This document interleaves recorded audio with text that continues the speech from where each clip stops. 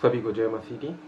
मैं भोपाल से पास्टर राजा खान सर्वशक्तिमान परमेश्वर का मैं हृदय से धन्यवाद देता हूँ कि मुझे ये मौका मिल सका कि मैं पिता परमेश्वर के जीवित सामर्थी अनुग्रहकारी वचन को लेकर आप सबके सामने आ सकूं। मैं हृदय से धन्यवाद देता हूँ कि मुझे ये मौका दिया गया। आगरा मसीह मंडली को मैं हृदय से धन्यवाद देता हूँ और इसको जो पेज को संचालन करने वालों को मैं हृदय से धन्यवाद देता हूँ कि मुझे ये मौका दिया गया। सिस्टर स्मिता बर्वे को मैं हृदय से धन्यवाद देता हूँ। आगरा मसीह मंडली के सभी सदस्यों को मैं हृदय से धन्यवाद देता हूँ। मैं धन्यवाद देता हूँ इसके संचालन करने वालों को और इस पेज पे जितने भी मसीही जन जो सर्वशक्तिमान परमेश्वर के जीवित सामर्थी अनुग्रहकारी वचन को सुनते हैं और उसके द्वारा अपने व्यक्तिगत जीवन में उन बातों का अनुभव करते हैं और उस अनुभव के द्वारा अपने जीवन को परमेश्वर की महिमा के लिए जीने के लिए तैयार करते हैं। मैं ऐसे सभी सदस्यों को हृदय से धन्यवाद देता हूं कि मुझे ये मौका मिल सका कि मैं पिता परमेश्वर के जीवित सामर्थी अनुग्रहकारी वचन को आप सबके सामने रख सकूं। इसके लिए मैं हृदय से सर्वशक्तिमान परमेश्वर का और आप सभी को मैं हृदय से धन्यवाद देता हूँ। हम आज की संगति में आगे जाते हुए अपने सारों को झुकाएंगे और प्रार्थना में जाएंगे। प्रेमी दयालु प्यारे पिता, इस सुंदर समय सुंदर संगति के लिए आपको धन्यवाद पिता। बड़ी कृपा है आपकी पिता परमेश्वर की, हम जीवित हैं और आपके बलवंत हाथों में हैं और सुरक्षित हैं। अनुग्रहकारी दयालु प्यारे पिता, प्रेमी पिता, आपकी कृपा आपकी दया हम सब पर है, इसके लिए आपको धन्यवाद देता हूँ। आज की संगति पर आपकी दया दृष्टि को मांगता हूँ प्यारे पिता परमेश्वर। आगरा मसीह मंडली के इस पेज पर आपकी कृपा दृष्टि को मांगता हूँ प्यारे पिता। धन्यवाद देता हूँ पिता परमेश्वर दयालु प्यारे पिता कि आपने अपने दास के मन में पिता परमेश्वर ये प्यारे पिता बोझ दिया कि पिता परमेश्वर आपके दास ने पिता परमेश्वर प्यारे पिता इस पेज को शुरू किया। प्यारे पिता परमेश्वर, प्यारे पिता ब्रदर डेविड को, प्यारे पिता उनकी पत्नी को, प्यारे पिता परमेश्वर मैं हृदय से धन्यवाद देता हूँ कि पिता परमेश्वर दयालु प्यारे पिता मुझे ये मौका दिया गया। मैं आपको धन्यवाद देता हूँ पिता और प्रार्थना करता हूँ परमेश्वर दयावान प्यारे पिता, अपने लोगों को आप अपने बलवंत हाथों में थामे रखिएगा प्यारे पिता। जबकि प्यारे पिता आपके लोग प्यारे पिता आपके राज्य के सुसमाचार प्रचार को प्यारे पिता लोगों तक पहुंचाने के लिए निरंतर प्रयास करते रहते हैं पिता परमेश्वर। उनके प्रयासों पर आपकी कृपा दृष्टि को मांगता हूँ प्यारे पिता। अनुग्रहकारी दयालु प्यारे पिता, आपने अपने लोगों को प्यारे पिता इस बात के लिए उभारा प्यारे पिता। आगरा मसीह मंडली के इस पेज को प्यारे पिता आपके बलवंत हाथों में सौंपता हूँ। मैं धन्यवाद देता हूँ आपको प्यारे पिता सर्वशक्तिमान परमेश्वर की ये मौका आपने मुझे दिया प्यारे पिता कि पिता परमेश्वर मैं इस पेज पर आ सकूं। इसके लिए आपको धन्यवाद देता हूं प्यारे पिता और धन्यवाद देता हूं आपके दास दासी को प्यारे पिता कि पिता परमेश्वर आपने उन्हें बोझ दिया जिसके द्वारा प्यारे पिता परमेश्वर आपके राज्य की महिमा हो प्यारे पिता, आपके राज्य के सुसमाचार का प्रचार हो प्यारे पिता। मैं आपको धन्यवाद देता हूँ पिता और प्रार्थना करता हूँ प्यारे पिता परमेश्वर, प्यारे दयालु प्यारे पिता, हमारे प्रिय लोगों में प्यारे पिता यदि कोई बीमार है प्यारे पिता, चाहे वो बीमारी किसी भी रीति की हो, आत्मिक शारीरिक मानसिक पारिवारिक सामाजिक किसी भी रीति की हो प्यारे पिता, उस बीमारी को उस दुर्बलता को हम प्रभु यीशु मसीह आपके सामर्थ्य नाम से जानते हैं पिता। आगे की हर बात को आपके बलवंत हाथों में सौंपते हैं पिता। इस प्रार्थना को अपने प्रिय उद्धार करता और आपके इकलौते प्यारे बेटे अपने यीशु नासरी के सामर्थ्य नाम से मांगते हैं पिता। सारा आदर और सारी महिमा सिर्फ आपको मिले प्यारे पिता परमेश्वर। हम प्यारे पिता सिर्फ आपको प्यारे पिता सारा आदर और सारी महिमा देते हैं पिता। मैंने यदि इस प्रार्थना में जाने अनजाने में ऐसी कोई भी बात कही जो आपको पसंद ना आई हो, मुझे उसके लिए क्षमा कीजिएगा पिता। इस प्रार्थना में सिर्फ आपकी इच्छा पूरी हो पिता। इस विनती को अपने प्रिय उद्धार करता और आपके इकलौते प्यारे बेटे अपने यीशु नासरी के सामर्थ्य नाम से मांगते हैं पिता। आमीन आमीन आमीन। सुंदर समय के लिए सर्वशक्तिमान परमेश्वर का मैं हृदय से धन्यवाद देता हूँ।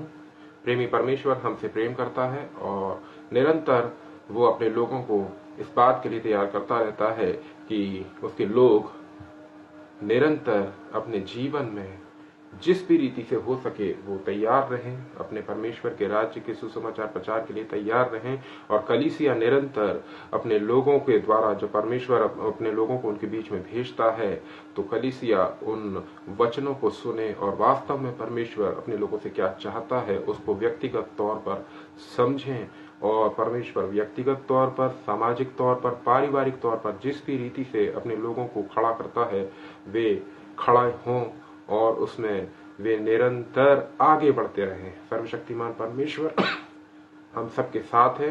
अपनी कृपा अपनी दया उसने हम सब पर बनाए रखी है। इसके लिए सर्वशक्तिमान परमेश्वर का मैं हृदय से धन्यवाद देता हूँ। मैं धन्यवाद देता हूँ अनुपम डेविड जी का कि उन्होंने मुझे ये मौका दिया और मैं धन्यवाद देता हूँ अपने सभी मसीह भाई बहनों का मैं हृदय से धन्यवाद देता हूँ। ब्रदर नागेश का कि वो भी निरंतर मुझे मौके दिलवाते रहते हैं और वो निरंतर मेरे लिए प्रयास करते रहते हैं। सिस्टर स्मिता बर्वे वो निरंतर मेरे लिए प्रयास करती रहती हैं और निरंतर मेरे लिए परमेश्वर अपने लोगों को उभारते रहते हैं। मैं इसके लिए परमेश्वर पिता को मैं हृदय से धन्यवाद देता हूँ।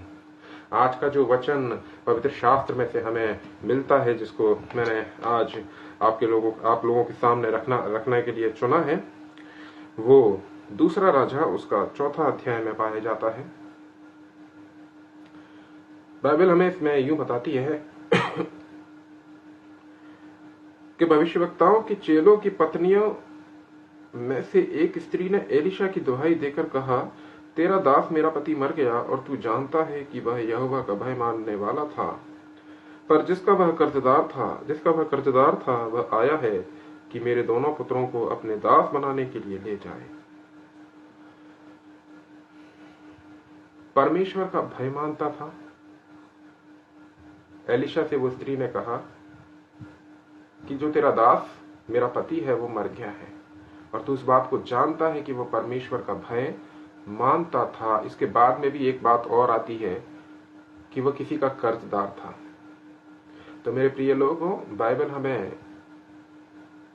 खुले शब्दों में स्पष्ट कर देती है कि जो परमेश्वर के भक्त हैं वो इस बात को ऐसे नहीं देख सकते कि उन पर कोई भी परिस्थितियां विपरीत नहीं आएंगी। विपरीत परिस्थितियां आएंगी, सभी पर आती हैं, लेकिन परमेश्वर के जो जन होते हैं वो उस विपरीत परिस्थिति में भी परमेश्वर के राज्य के सुसमाचार प्रचार के लिए मौके को ढूंढ निकालते हैं। परमेश्वर उन विपरीत परिस्थितियों में भी गवाही पैदा कर देता है।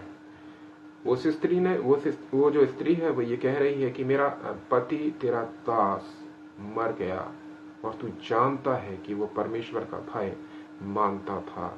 यानी कि वो स्त्री इस बात को स्वीकार करती है कि जो परमेश्वर का भय मानने वाला मेरा पति है अब वो इस दुनिया में नहीं है, लेकिन वो ये भी कहती है कि जान रख कि वो परमेश्वर का भय मानता था। यानी कि जो परमेश्वर का भय मानता है उसके परिवार के लोग जानते हैं कि जो मसीही में मरते हैं, जो परमेश्वर में मरते हैं, वो एक्चुअल में मरते नहीं हैं, वे सोते हैं, और जो सोते हैं वे जलाए भी जाएंगे। बाइबल का परमेश्वर हमें ये बताता है कि याद रखा जाए कि जो मेरे जन हैं वो यदि वे निरंतर बिना किसी भी सोच के या बिना किसी भी दूसरी बातों की चिंता किए हुए यदि वो मेरे राज्य के सुसमाचार प्रचार के लिए अपने जीवन को जीते हैं तो परमेश्वर भी अपने लोगों को ऐसा ही नहीं छोड़ देता है। एलीशा ने उससे पूछा, मैं तेरे लिए क्या करूं? मुझे बता कि तेरे घर में क्या है। उसने कहा, तेरी दासी के घर में 1 हांडी तेल को छोड़ और कुछ नहीं है।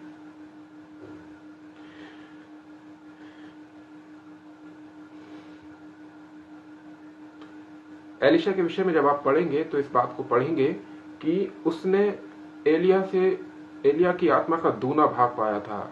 यानी कि देखा जाए, यदि नॉर्मल शब्दों में कहा जाए तो वो एलिया से ज्यादा पावरफुल था। एलिया की आत्मा का दूना भाग उसने पाया था और ये वही एलिशा है। इसके बारे में जब आगे पढ़ेंगे तो आप देखेंगे कि एक नामान नामक कोढ़ी जब उसके दरवाजे पर आया था तो उसने बिना दरवाजे तक जाए हुए एलिशा ने उसका क्या उपचार है वो उसे बता दिया था। यानी कि एलिशा को पूछने की जरूरत नहीं थी किसी से, लेकिन उस स्त्री से उसने पूछा, क्योंकि जब मन डावाडोल होता है तब सामने से यदि किसी बात का सही रीति से हल आ भी रहा है तो डावाडोल मन उस हल को उस तरीके से, उस आंसर को उस तरह से एक्सेप्ट नहीं करने देता है। तो इसलिए पहले ही एलिशा ने उसी से सवाल कर दिया कि मैं तेरे लिए क्या कर सकता हूं। वो स्त्री जिस रीति से एलिशा के पास में गई थी एक मदद की आस लेकर, एलिशा ने सबसे पहले उसको इस बात का क्या दिया, विश्वास दिया, ये कहकर कि मैं तेरे लिए क्या कर सकता हूं। एक पल उसके मन में ये चीज दी गई कि सोच, एलिशा तेरे लिए कुछ करना चाहता है। शांत। फिर उसने पूछा कि बता तेरे घर में क्या है। उसने कहा तेल है थोड़ा सा। सबसे पहली बात बाइबल हमें ये बताती है कि विपरीत परिस्थितियां कितनी भी आ जाएं, लेकिन परमेश्वर की आशीष जो है वो हमारे ऊपर से हटी नहीं है।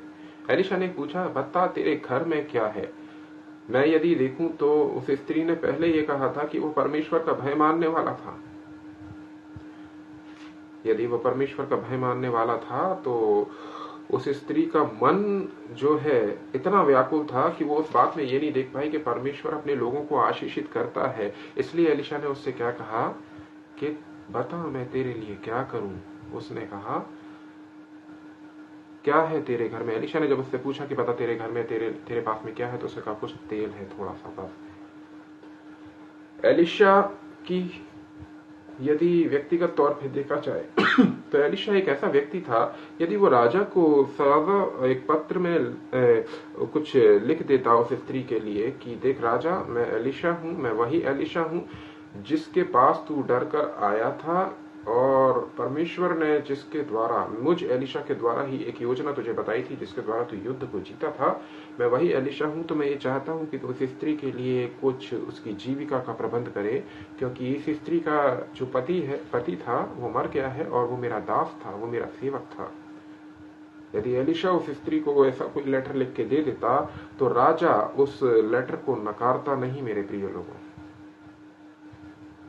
प्रबंध कर देता। अरे ये एलिशा के द्वारा भैया लेटर आया है तो उसका इंतजाम करना जरूरी है। एलिशा के द्वारा ये लेटर आया है, उसका इंतजाम करना जरूरी है। हम जो लोग परमेश्वर के जो जन हैं, परमेश्वर कभी भी अपने लोगों से कोई भी कार्य ऐसे ही करवा के उन्हें छोड़ नहीं देता है कि चलो अब तुम्हारा काम हो गया, निकल गया, अब मुझे तुम्हारी कोई जरूरत नहीं है, मर गया है, अब मैं क्यों याद रखूं। नहीं, परमेश्वर कभी भी ऐसा नहीं करते हैं। परमेश्वर अपने लोगों के जीवन में जब उन्होंने परमेश्वर के प्रति अपने जीवन को जिया है तो परमेश्वर उनके बाद भी उन लोगों को, उन परिवारों को आशीषित करते हैं जिसमें वो भक्ति से जीवन जीने वाला व्यक्ति था। बस परिस्थिति ये होनी चाहिए कि जो जीवन उस व्यक्ति ने जिया है उसके लोग उसके पीछे भी इस बात पर यकीन करें कि जिसके प्रति उसने जीवन जिया है वो परमेश्वर कभी छोड़ता नहीं है। वो स्त्री आप देखेंगे कि एलिशा के पास गई थी, आप इस बात को देखेंगे। उस स्त्री ने क्यों जा गई थी वो एलिशा के पास में, क्या जरूरी था एलिशा के पास में जाना। इसलिए कि वो दास है तो बस भाई वो मर गया है, एलिशा मना कर देता उसको। लेकिन शायद वो एलिशा के स्वभाव को जानती थी। मेरे प्रिय लोगों, वो शायद एलिशा के स्वभाव को जानती थी और वो उस परमेश्वर को जानती थी जिस परमेश्वर ने एलिशा को वो सामर्थ्य दी थी। मेरा कहने का मतलब यह है, परिस्थितियां जितनी भी बुरी हो जाएं, एक विश्वास कि परमेश्वर है, हमें इस पर कायम रहना चाहिए। एलिशा ने उससे कहा तेरे घर में क्या है, उसने कहा थोड़ा सा तेल है। उसने कहा ठीक है। अब यहां से परमेश्वर का उस स्त्री के प्रति जो योजना है ये दिखाई देती है। उसने कहा तू बाहर जाकर अपनी सब पड़ोसियों से खाली बर्तन मांग ले आ और थोड़े बर्तन ना लाना। कहीं भी ये जिक्र नहीं आता है कि वो स्त्री जो थी बात करने में निपुण थी या उसका अपने लोगों के आसपास के लोगों के संग स्वभाव, उसकी कोई जानकारी नहीं मिलती है। एलिशा ने पहले उससे पूछा तेरे घर में क्या है, उसने कहा थोड़ा सा तेल है। फिर एलिशा ने नेक्स्ट स्टेप क्या लिया, उसको बात करना सिखाया। आज की भाषा में बोलेंगे तो बोलना मार्केटिंग के लिए बहुत जरूरी होता है। बोलना मार्केटिंग करने के लिए बहुत जरूरी होता है। एलिशा जो है उसे परमेश्वर उस स्त्री के लिए, परमेश्वर एलिशा के द्वारा उस स्त्री को मार्केटिंग के लिए ट्रेन कर रहा था। आज तक वो स्त्री अपने घर से बाहर निकली थी, नहीं निकली थी, उसका जीवन, उसका लोगों से बोलचाल क्या था नहीं पता। उसने क्या कहा, अपने पड़ोसियों के पास जा और उनसे खाली बर्तन मांग ला, थोड़े मत ला, थोड़े बर्तन मत लाना। एक औरत जिसका पति मर चुका है और जिसके ऊपर कुछ कर्जा रखा हुआ है, सोचिए वो दूसरों के पास में बर्तन मांगने जाएगी। मे भी हो सकता है कि कोई तो यहां तक कह दे कि भाई तू हमारे बर्तन ही बेच दे। कैसे यकीन करें। तेरे ऊपर तो कर्जा पड़ा हुआ है भाई किसी का। कल को तू जाके बर्तन बेच देगी, या तेरा पति मर गया कर्जे के चक्कर में, डर में तू भाग गई यहाँ से, तो हमारे तो बर्तन ही चले जाएंगे। कई जगह से निराशाएं हाथ लगी होंगी और कई जगह लोगों ने कुछ बर्तन उसको दिए होंगे। वो लोगों से बात करना सीख रही थी, कहीं लोग मना करते थे, उसके बावजूद भी उसे एलिशा की बात याद थी। ना सुनने के बाद भी किसी दूसरे दरवाजे पर जाकर वो दरवाजा खटखटाती थी। बर्तन इकट्ठे किए गए। बर्तन इकट्ठे किए जाने के बाद में क्या बात आ रही है, फिर तू अपने बेटों समेत अपने घर में जा और द्वार बंद करके उन सब बर्तनों में तेल उडेल देना, और जो भर जाए उन्हें अलग रखना। तब वह उसके पास से चली गई और अपने बेटों समेत अपने घर जाकर द्वार बंद किया। तब वे तो उसके पास बर्तन लाते गए और वह उंडेलती गई। एलिशा ने उस बात को स्पष्ट रीति से कहा, केवल तू और तेरे परिवार के वो सदस्य जिन पर ये परिस्थितियां बिगड़ी हैं, वे लोग अपने घर में रहें, और जब वे घर में रहें सारे बर्तन इकट्ठे करने के बाद में क्या करना, तू उनमें उस तेल को डालना शुरू करना। कहीं ये जिक्र नहीं आ रहा है कि एलिशा ने ऐसा किया कि हम उस छोटे थोड़े से तेल पर आशीष मांगेंगे और वो तेल जो है कुप्पी में से कहीं खत्म नहीं होगा, वो तेल उस हांडी में से कहीं खत्म नहीं होगा। एलिशा ने क्या कहा, तू जा और केवल कर्म कर, तू काम करती जा, तू कर्म कर। हाँ ना सुनना पड़ेगा, पीछे मत हटना। और सोचिएगा, उससे ये कहा गया थोड़े बर्तन मत लाना। यदि किसी ने खुश होकर उसकी मदद करने के लिए उसको अपने घर के सारे बर्तन भी दे दिए होंगे तो वो आगे गई होगी। किसी ने उसको कुछ कह के मना कर दिया होगा, किसी ने दरवाजे भी नहीं खोले होंगे, किसी ने दूर से झांका होगा, अरे ये आ गई, कर्जदार है इसके पीछे, मदद मांगने आई होगी, पैसा मांगने के लिए आई होगी, दरवाजा मत खोलो भाई, चिल्लाने दो। वो दरवाजा पीट पीट के दूसरी जगह चली गई होगी, और दूसरी जगह से मदद मिल लेने के बाद में फिर जब अपनी योग्यता के आधार पर, अपनी योजना के स्तर पे उसने जितने बर्तन इकट्ठे किए, उसके बाद उसने वो बर्तन अपने घर में रख के दरवाजा बंद किया, तेल उंडेलना शुरू किया। वो तेल उंडेलती गई, तेल उंडेलती गई, तेल उंडेलती गई। बर्तन भरते गए, अलग रख दिया जाता था, बर्तन भरते गए, अलग रख दिया जाता था। एक समय आया, 6वें पद में लिखा है, जब बर्तन भर गए तब उसने अपने बेटे से कहा, मेरे पास एक और भी ले आ। उसने उससे कहा, और बर्तन तो नहीं रहा, और बर्तन तो नहीं रहा। तब तेल रुक गया, और बर्तन तो नहीं रहा, तब तेल रुक गया। तब तेल अपने आप रुक गया। आप पढ़ेंगे, तेल रुक गया, खत्म नहीं हुआ था, यानी कि तेल तब तक खत्म नहीं हुआ था, तेल रुक गया। देखिए, इसको हम रुक गया और खत्म हो गया, बहुत शब्दों में मतलब है, बहुत बड़ा मतलब है, छोटा मोटा नहीं है, बड़ा मतलब है। यहाँ पे लिखा जाना था तेल रुक गया है, लिखा गया है तेल रुक गया, आना था तेल खत्म हो गया। आप यदि काना के विवाह में की बात को पढ़ेंगे तो आप उसमें देखेंगे कि पहले क्या आ रहा है कि काना के विवाह में जो दाखरस था वो घट गया था। आप यूहन्ना के अध्याय में जब इसको पढ़ेंगे तो वो दाखरस घट गया था, लेकिन मरियम ने यीशु से मालूम क्या कहा कि दाखरस खत्म हो गया। शब्दों के हेर फेर में बहुत सारी बातें जो हो जाती हैं। यहां पर क्या हो गया, तेल रुक गया। तेल रुक गया के बाद जब उसने देख लिया, उसने एलिशा के पास जाकर कहा, भर गए बर्तन। एलिशा ने, आप पढ़ेंगे आगे तो उसमें फिर जिक्र आता है, एलिशा ने कहा तू क्या कर, मार्केट में जाके इसे बेच दे। क्या हुआ उसमें, 7वें पद में लिखा, तब उसने जाकर परमेश्वर के भक्त को यह बता दिया और उसने कहा, जा तेल बेचकर ऋण भर दे और जो रह जाए उससे तू अपने पुत्रों सहित अपना निर्वाह करना।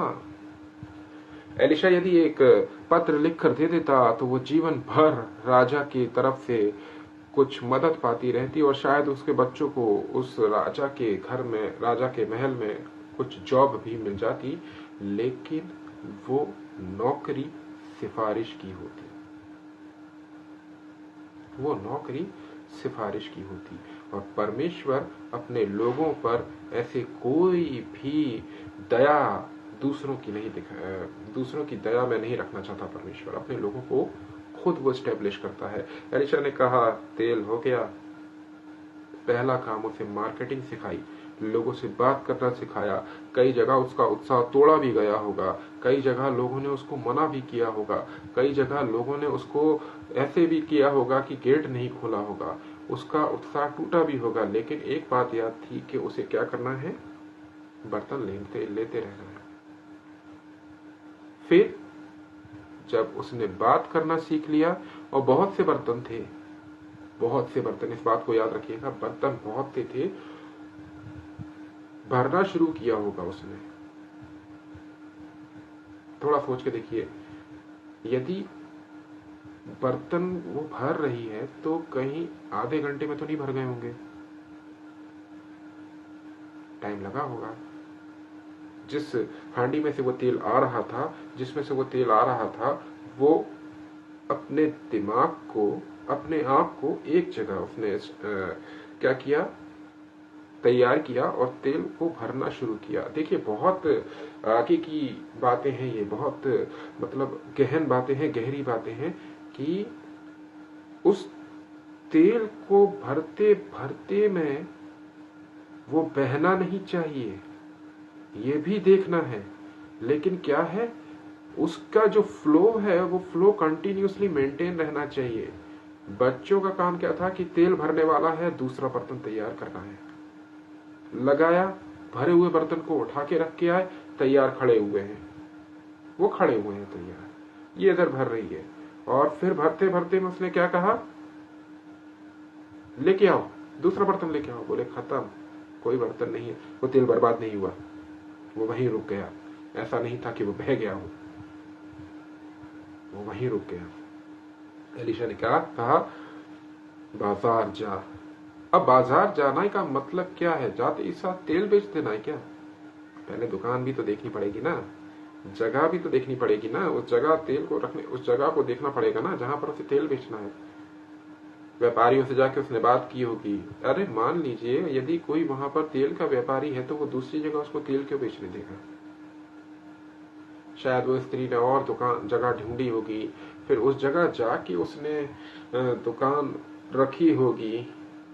अब ये सोचिए, ये किराए के बर्तन हैं, उधार के बर्तन हैं जिनमें वो तेल भरा पड़ा हुआ है, उसे उन बर्तनों को लौटाना भी है और उस जगह से उसको अपने घर तक भी ले जाना है, संभाल कर भी रखना उस बर्तन को। एलिशा ने कहा, जितना तेरा कर्जा है उस कमाई में से कर्जे को चुका, और फिर फ्यूचर प्लान ये है कि जो तेल बचा है उस तेल को बेच, दूसरा तेल खरीद, उसी को अपना बिजनेस बना। परमेश्वर कभी भी अपने लोगों को ऐसे ही किसी बात के लिए नहीं छोड़ देते हैं। हम आइए एक और विषय में जाकर देखेंगे इसी बात को। हम पहला शमूएल उसका हम देखेंगे 17 अध्याय, पहला शमूएल उसका 17 अध्याय कि दाऊद और गोलियात के युद्ध की कहानी है। लेकिन मैं आज अभी आपको दाऊद और गोलियात के युद्ध पर नहीं, जो परमेश्वर अपने लोगों के लिए प्लान करता है, जो परमेश्वर अपने लोगों के लिए योजना रखता है। ऐसा ही नहीं था कि उस स्त्री का पति मर गया तो अब भाई आपको तो दूसरी भर्ती हो गई है, आप अपना गुजारा बसर कर लो, है ना, ऐसा नहीं था।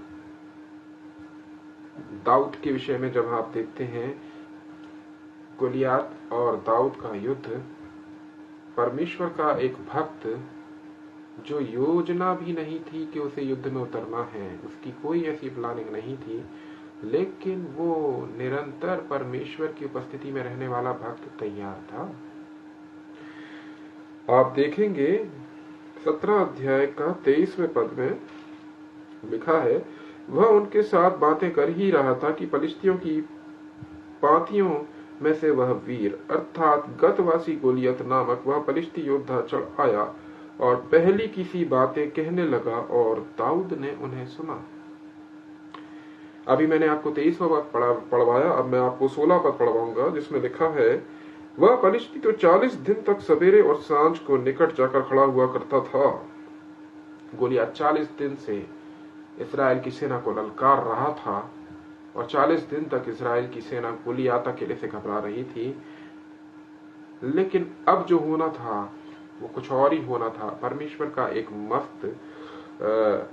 अपनी मस्ती में रहने वाला दास किसी और काम से गया है, लेकिन जब उसने देखा कि योजनाएं बदल चुकी हैं, परिस्थितियां बदल चुकी हैं, अपने भाइयों को डरे हुए चेहरे उसने देखे, और जब उसने डर की वजह को देखा, डर की वजह ये गोलियात है।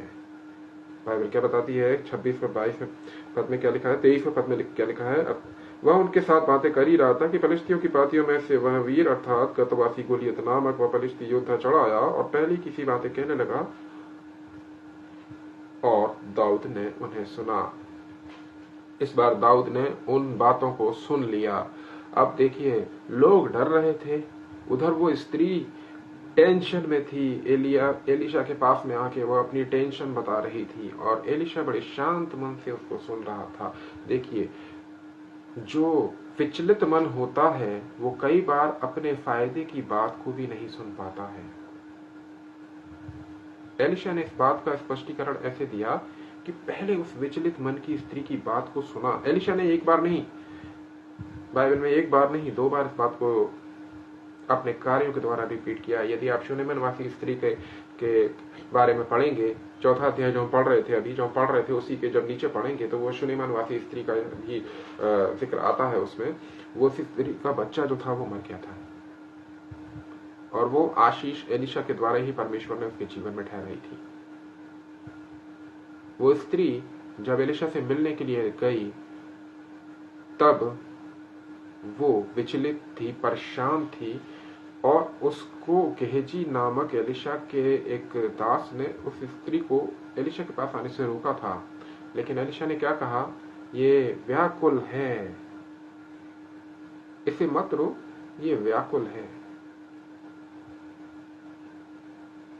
एलिशा जानता था कि कैसे उसे परमेश्वर के लोगों को के व्याकुल मन को पहले शांत करना है। और वही बात बाइबल हमें बताती है कि परमेश्वर के लोग जब कभी भी व्याकुल होते हैं और वे परमेश्वर के लोगों के दूसरे जो परमेश्वर के और जो भक्त होते हैं, जब वे उनके पास जाते हैं, तो हमारा और आपका काम ये है, यदि हमारा कोई भाई बहन व्याकुल है, पहले हम प्रार्थना करने वाले व्यक्ति हैं, हमें उसका जवाब मालूम है।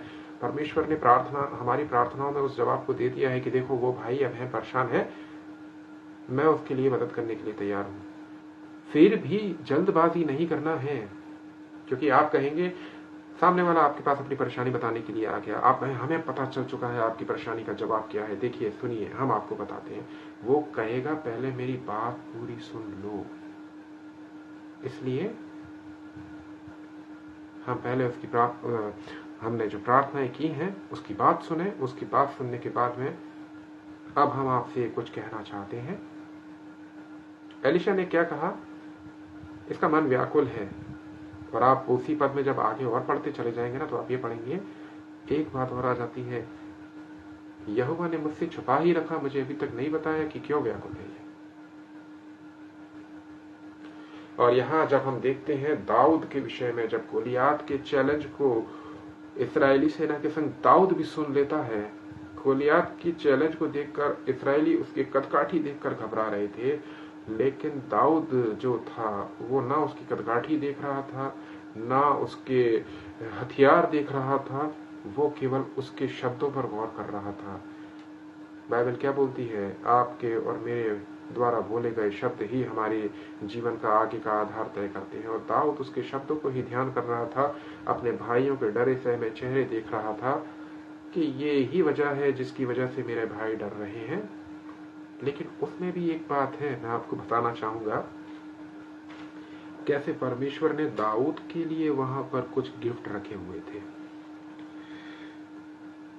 जब दाऊद उन मनुष्यों से बातें कर रहा था, 28 पद में लिखा है, जब दाऊद उन मनुष्यों से बातें कर रहा था तब उसका बड़ा भाई एलियाब सुन रहा था। और एलियाब दाऊद से बहुत क्रोधित होकर कहने लगा, तू यहाँ क्यों आया है और जंगल में उन थोड़ी सी भेड़ बकरियों को तू किसके पास छोड़ आया है? तेरा अभिमान और तेरे मन की बुराई मुझे मालूम है, तू तो लड़ाई देखने के लिए आया है। दाऊद ने कहा, अब मैंने क्या किया, यह तो मेरी बात थी। तब उसने उसके पास से मुंह फेर के दूसरे के सम्मुख होकर वैसी ही बात कही और लोगों ने उसे पहले के समान उत्तर दिया। वो उत्तर मालूम क्या था जो हमें मिलता है 26वें पद में। तब दाऊद ने उन पुरुषों से जो उसके पास आया था, जो उसके आसपास खड़े थे, पूछा, जो उस परिस्थिति को मार के इस्राएलियों की नामधराई दूर करेगा, उसके लिए क्या किया जाएगा कि वह खतना रहित क्या है कि जीवित परमेश्वर की सेना को ललकारे। शाऊल ने इनाम घोषित किए थे और वो इनाम क्या थे मालूम है? 23 पद में लिखा, 25 पद में लिखा है, फिर इस्राएली पुरुष कहने लगे, क्या तुमने उस पुरुष को देखा जो चढ़ा आ रहा है? निश्चय वह इस्राएलियों को ललकारने को चढ़ा आता है, और जो कोई उसे मार डालेगा उसको राजा बहुत धन देगा और अपनी बेटी का विवाह उससे कर देगा और उसके पिता के घराने को इस्राएल में स्वतंत्र कर देगा। एलीशा ने उस स्त्री से कहा कि लोगों से बातें कर, कुछ लोग तुझे मना भी करेंगे, कुछ लोग तेरे मुंह पर दरवाजा खोलेंगे भी नहीं, कुछ शायद मुंह पर दरवाजा बंद करेंगे, और कुछ का तुझे आभास रहेगा कि कोई घर में है, पर फिर भी वो तेरे लिए दरवाजा नहीं खोल रहा है। अपनी बेइज्जती को, अपने विपरीत परिस्थितियों को पीछे छोड़ दे, आगे बढ़। जो परिस्थितियां तेरे सामने, अब उस स्त्री के लिए इससे बड़ी बेइज्जती क्या हो सकती थी जिसका पति मर गया है, उसके बेटे तक को छीनने की बात हो गई थी। क्या बेइज्जती हो सकती थी उस बेचारी की। एलीशा ने कहा, इन परिस्थितियों में आ गई है, इससे आगे बढ़, अब अपने लिए काम कर। पहले डर रही है, अब अपने लिए काम कर। काम ऐसे कर, लोगों के पास जा, लोगों से बात कर और लोगों को समझा। कुछ मना करेंगे, कुछ तेरे मुंह पे दरवाजा बंद करेंगे और कुछ दरवाजा भी नहीं खोलेंगे। कुछ दूर से खिड़की से ही देख के कहेंगे, अरे वो आ गई, भाई पैसे मांगने आई होगी। दाऊद गया किसी और काम से था, अपने भाइयों का हालचाल पूछने के लिए गया था, खाने की कुछ चीजें लेकर गया था। परमेश्वर का वो भक्त मस्ती में अपने लोगों से मिलने के लिए जा रहा था। जानता था परिस्थितियां बहुत विपरीत हैं, इसराइल पर युद्ध के बादल छाए हुए हैं, लेकिन उसके लिए डर की वजह यह नहीं थी कि इसराइल पर युद्ध के बादल छाए हुए हैं, क्योंकि वह जानता था कि इसराइल परमेश्वर के शरण में है। तो उसके लिए डर की वजह नहीं थी। परमेश्वर के लोगों के लिए विपरीत परिस्थितियां कभी डर की वजह नहीं होती, उत्साह की वजह होती है। क्योंकि वो उत्साह इसलिए होता है कि मेरे जीवन में ये विपरीत परिस्थिति इसलिए आई है कि परमेश्वर मुझे इस पर जयवंत करेगा, और जब मैं जयवंत होऊंगा तो मैं एक बड़ा इनाम पाऊंगा। इनाम कुछ भी हो सकता है, कुछ भी हो सकता है, वह आपकी और मेरी सोच से परे हो सकता है। वो इनाम कुछ भी हो सकता है, कुछ भी। जैसा हम सोच रहे हैं शायद वो हो सकता है, पर जो हम शायद ना सोच रहे हो वो उससे भी अधिक हो सकता है। पर यह है, जो परमेश्वर देगा वो आपकी और मेरी सोच से बहुत अधिक होगा। दाऊद गया था अपने भाइयों का हाल चाल पूछने के लिए, वहां पर उसके भाई ने ही उसको दुत्कार दिया, उसके खिलाफ बातें कही, लोगों के बीच में उसकी बेइज्जती करी। और ये वही भाई है जो गोलियात से डर रहा है, पर अपने भाई को डरा रहा है। ये खासियत होती है अपने लोगों में। बाइबल हमें बताती है, हमारे अपने ही कई बार हमारे आत्मसम्मान को तोड़ने का प्रयास करते हैं, लेकिन बाइबल का परमेश्वर ये कहता है कि जो मुझ में बना रहेगा मैं उसमें बना रहता हूँ। जो मुझ में बनता है, जो मुझ में बना रहता है, जो मेरे प्रति अपने प्रेम को अडिगता से दिखाए रखता है, मैं उसको हर विपरीत परिस्थिति से निकाल ले आता हूँ। दाऊद के लिए परमेश्वर ने ये योजना रखी कि जाओ और जिससे पूरे इजरायली घबरा रहे हैं, तुम ये दिखाकर आओ कि मैं उसे किसी से भी हरवा सकता था, लेकिन तुम लोगों का जो अल्प विश्वास था वो किस स्तर से गिर गए थे, उस स्तर को देखो। शाऊल घबरा चुका था, इस्राएली जो थे शाऊल को देख रहे थे, हमारा राजा डर रहा है, पर दाऊद वहां ऊंचे शब्दों से ये कह रहा था कि जीवित परमेश्वर की सेना है। हमारा परमेश्वर हमें जब भी किसी परिस्थिति में लेकर जाता है, कई बार ऐसा होता है कि आप और हम कहते हैं कि हमें पता ही नहीं है ये परिस्थिति कैसे आ गई। एलिशा ने भी कहा उस बात को, ये स्त्री व्याकुल है, परंतु यहोवा ने मुझसे छुपा ही रखी ये बात। लेकिन एलिशा ने आगे बढ़कर उस परिस्थिति को जानने का प्रयास किया। जब वो वहां गया तो वो लड़का जीवित हुआ और परमेश्वर की वहां महिमा हुई। या मैं इस बात को ऐसे कह सकते हैं कि और ज्यादा महिमा हुई। पहली तो ये बात थी कि एक स्त्री जो मां नहीं बन सकती थी, उसको परमेश्वर ने पुत्र का दान दिया। और दूसरी बात ये थी कि एक इंसान इस बात को इस रीति से देखता है कि मृत्यु के बाद कुछ नहीं है, जो मर गया है उसका अब कुछ नहीं हो सकता। लेकिन परमेश्वर ये बता रहा था कि तुम्हारी सोच से कहीं गुना ज्यादा बड़ा मैं हूं। एलिशा, ये बात तुझे वहां जाकर दिखानी पड़ेगी। एलिशा वहां गया। दाऊद जो लड़ने के लिए नहीं जा रहा था, लेकिन युद्ध के मैदान में योद्धा बनकर उतर गया। सिर्फ इस बात पर विश्वास रखना है कि मेरा परमेश्वर मुझसे पहले उस जगह पहुंच जाता है जहां बैटलफील्ड होती है। एक मसीही होने के नाते, एक विश्वासी होने के नाते, एक प्रेयर वॉरियर, एक प्रार्थना योद्धा होने के नाते हमको और आपको इस बात को ऐसे नहीं देखना है कि मेरे लिए बैटलफील्ड कहां बन गई। एक योद्धा हमेशा तैयार रहता है। हम और आप प्रेयर वॉरियर हैं, हम प्रार्थना करने वाले लोग हैं, परमेश्वर के जन हैं। और हम और आप प्रेयर वॉरियर हैं, तो हम इस बात के लिए हमेशा प्रिपेयर रहें। कैसी भी परिस्थिति सामने आ सकती है तो उसके लिए ये जरूर हम कह सकते हैं कि परमेश्वर ने मुझे नहीं बताया, मुझे छुपाई रखा। लेकिन हम ये नहीं कह सकते कि अरे परमेश्वर ये क्यों हो गया। एलिशा चाहता तो परमेश्वर से कह सकता था, अरे परमेश्वर, मैं तो तेरे नाम से उस स्त्री का के जीवन में भलाई की बात बोल के आया था, अब क्या करें, ये तो बेइज्जती हो गई, मेरी नहीं हुई तेरी हुई। लेकिन योजना ये थी कि उस स्त्री को ये भी देखना था कि विश्वास रख, जो मुझ पर विश्वास करते हैं वे इस सोच से भी परे हैं कि जो मर गया वो जी नहीं सकता। परमेश्वर वहां ये बात बताना चाह रहा था कि मैं हर वो काम करने में सक्षम हूं जिससे तुम्हारी भलाई, तुम्हारी खुशी तुम्हारे जीवन में रह सकती है। लेकिन तुम्हारा विश्वास किसी भी परिस्थिति में मेरे ऊपर से टकमकाना नहीं चाहिए। सर्वशक्तिमान परमेश्वर इन वचनों के द्वारा हम सभी को आशीषित करें। इस सुंदर समय के लिए मैं पिता परमेश्वर का हृदय से धन्यवाद देता हूँ।